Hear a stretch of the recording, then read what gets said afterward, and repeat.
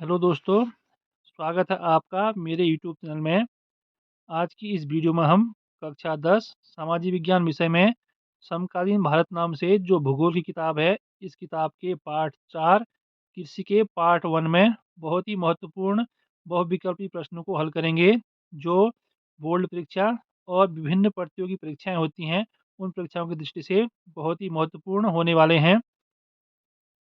इसके अलावा इस चैनल में इतिहास की पार्ट 1 से लेकर पार्ट 5 तक के जो भी महत्वपूर्ण बहुविकल्पी प्रश्न हैं और भूगोल के पार्ट 1 से 3 तक के सारे बहुविकल्पी प्रश्नों के महत्वपूर्ण वीडियो इस चैनल में उपलब्ध हैं, जिसको आप प्लेलिस्ट में जा कर के देख सकते हैं। तो आज की इस वीडियो का हम पहला प्रश्न शुरू करते हैं। पहला प्रश्न है, निम्नलिखित में से कौन सी फसल रोपण फसल नहीं है? ऑप्शन ए चाय, ऑप्शन बी गेहूँ, ऑप्शन सी रबर और ऑप्शन डी कॉफ़ी। रोपण कृषि क्या होती है? रोपण कृषि एक प्रकार की वाणिज्यिक कृषि का प्रकार है। तो इस प्रकार की कृषि में लंबे चौड़े क्षेत्र में एकल फसलें बोई जाती हैं। तो जैसे इसमें चाय, कॉफ़ी, रबर, गन्ना, केला आदि की फसलें उगाई। तो इसमें हमारे पास जो चाय है, चाय रोपण फसल है। और उसके अलावा जो रबर है, रबर भी रोपण फसल है। और इसके अलावा जो कॉफ़ी है, कॉफ़ी भी क्या है? रोपण फसल है। तो हमारा ऑप्शन नंबर बी सही हो जाएगा। गेहूँ रोपण फसल नहीं होती है। प्रश्न नंबर 2, रबी की फसल बोई जाती है। ऑप्शन ए अक्टूबर से मध्य दिसंबर, ऑप्शन बी नवंबर से मध्य जनवरी, ऑप्शन सी दिसंबर से मध्य फरवरी और ऑप्शन डी अप्रैल से मई। इसका राइट आंसर हो जाएगा ऑप्शन नंबर ए अक्टूबर से मध्य दिसंबर। शस्य प्रारूप के आधार पर जो भारत में 3 प्रकार की फसलें हैं, रबी की फसल और नंबर 2 होती है खरीफ की फसल और नंबर तीसरी होती है जायद की फसल। जो रबी की फसल होती है वह है शीत ऋतु में अक्टूबर से दिसंबर के मध्य में बोई जाती है और ग्रीष्म ऋतु में अप्रैल से लेकर जून के मध्य में काट ली जाती है। तो इसमें गेहूँ, जौ, मटर, चना, सरसों आदि क्या है, ये रबी की फसलें हैं। इसी प्रकार से जो खरीफ की फसल होती है वह विभिन्न क्षेत्रों में मानसून के आगमन के साथ में बोई जाती है और सितंबर से अक्टूबर के मध्य में काट ली जाती है। तो जो खरीफ की फसल है इसमें चावल हो गया, मक्का, ज्वार, बाजरा, मूंग, उड़द, कपास, ये सब हमारी खरीफ की फसलें में आती हैं। इसके अलावा जो हमारी तीसरी प्रकार की फसल होती है वह है जायद की फसल। तो जायद की फसल रबी और खरीफ की जो फसलें होती हैं उनके बीच में जो ग्रीष्म ऋतु होती है उस ऋतु में यह बोई जाती हैं। और जायद की फसलों में मुख्यतः जो तरबूज है, खरबूजे हैं, खीरे, सब्जियां आदि फसलें आती हैं जायद की फसल में।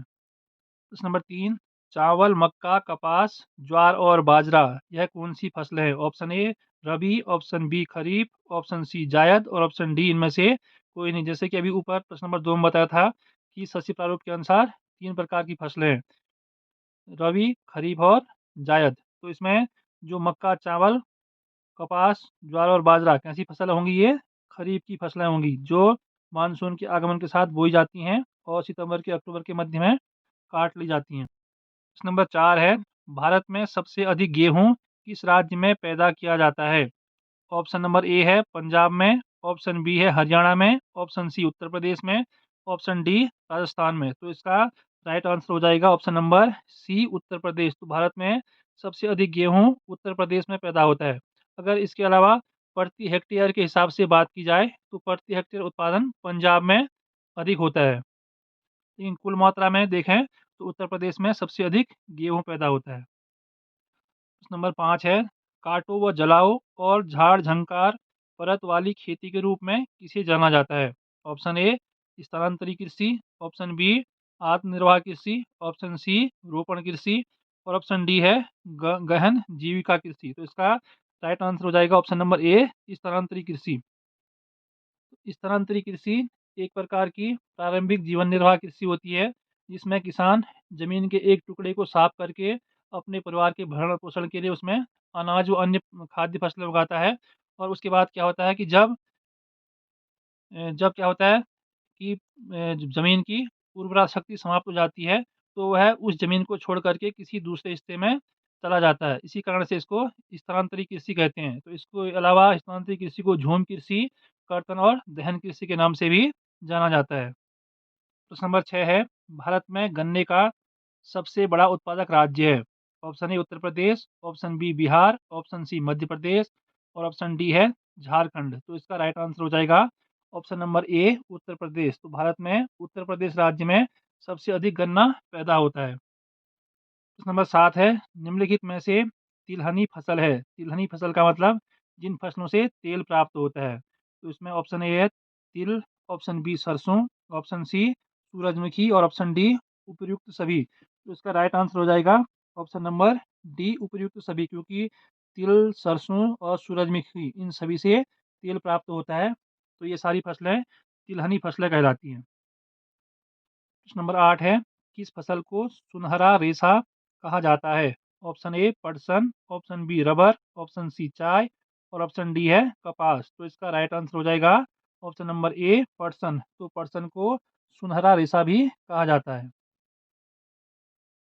प्रश्न नंबर 9, कृषि पर आधारित उद्योग कौन से हैं। ऑप्शन ए चीनी उद्योग, ऑप्शन बी कपड़ा उद्योग, ऑप्शन सी दोनों, ऑप्शन डी इनमें से कोई नहीं। तो इसका राइट आंसर हो जाएगा ऑप्शन नंबर सी दोनों। चीनी उद्योग और कपड़ा उद्योग दोनों कृषि पर आधारित उद्योग हैं। तो कृषि पर आधारित उद्योग उन उद्योगों को कहते हैं जिनको कच्चा माल कृषि से प्राप्त होता है, या जो अपने कच्चे माल के लिए कृषि पर निर्भर रहते हैं, कृषि आधारित उद्योग कहलाते हैं। प्रश्न नंबर 10, जिस कृषि को करने के लिए अधिक मात्रा में जल की आवश्यकता नहीं होती है उसे कहते हैं। तो जिस खेती को करने के लिए अधिक मात्रा में पानी नहीं चाहिए तो उस फसल को क्या कहेंगे। ऑप्शन ए शुष्क कृषि, ऑप्शन बी आर्द्र कृषि, ऑप्शन सी रोपण कृषि और ऑप्शन डी इनमें से कोई नहीं। तो इसका राइट आंसर हो जाएगा ऑप्शन नंबर ए शुष्क कृषि। तो जिस खेती को करने के लिए कम पानी की आवश्यकता होती है उसको कहेंगे हम शुष्क कृषि। नंबर 10 है, जिस कृषि को करने के लिए अधिक जल की आवश्यकता होती है उस कृषि को कहते हैं। ऑप्शन ए शुष्क कृषि, ऑप्शन बी आर्द्र कृषि, ऑप्शन सी रोपण कृषि, ऑप्शन डी उपर्युक्त सभी। तो इसका राइट आंसर हो जाएगा ऑप्शन नंबर बी आर्द्र कृषि। तो जिस खेती के लिए अधिक जल की आवश्यकता होती है उसे क्या कहेंगे, आर्द्र कृषि। और जिसके लिए कम पानी की आवश्यकता होती है उसको क्या बोलते हैं, शुष्क कृषि। तो आर्द्र कृषि में जैसे चावल और गन्ना है, इसके लिए बहुत अधिक पानी की आवश्यकता होती है, तो ये दोनों फसलें क्या कहलाएंगी, आर्द्र कृषि। नंबर 12 है, इनमें से रेशेदार फसल है। Option A jute, option B सन, ऑप्शन सी कपास और ऑप्शन डी उपरोक्त सभी। तो इसका राइट आंसर हो जाएगा ऑप्शन नंबर डी उपरोक्त सभी। जूट, सन और कपास ये तीनों क्या हैं, रेशेदार फसल है, इसलिए इसका आंसर ऑप्शन नंबर डी हो जाएगा उपरोक्त सभी।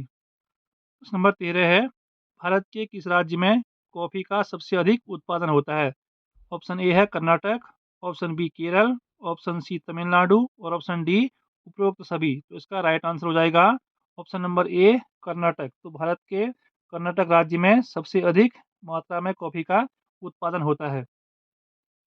प्रश्न नंबर 14 है, निम्नलिखित में से पेय फसल कौन सी है।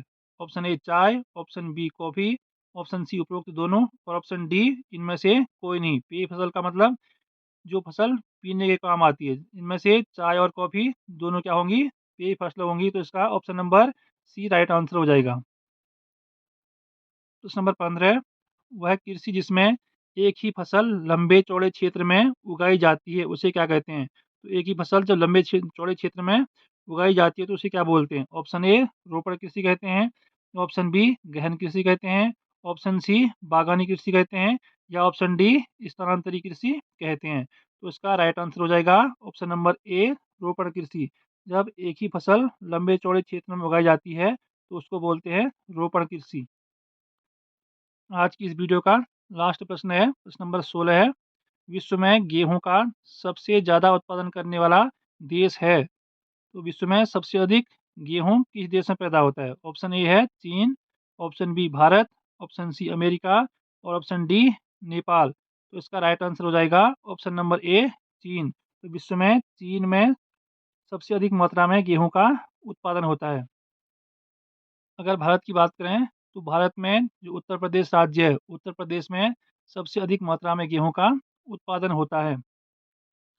उम्मीद है कि आपको मेरी ये वीडियो पसंद आई होगी। अगर वीडियो पसंद आई तो वीडियो को लाइक कीजिए, शेयर कीजिए, कमेंट कीजिए और इसी प्रकार की अन्य उपयोगी वीडियो को देखने के लिए हमारे चैनल को सब्सक्राइब कीजिए और साथ में दिए गए बेल आइकन को प्रेस कीजिए, जिससे कि आपको वीडियो का नोटिफ़िकेशन मिलता रहे और इसी प्रकार की अन्य वीडियो में आगे मिलते हैं।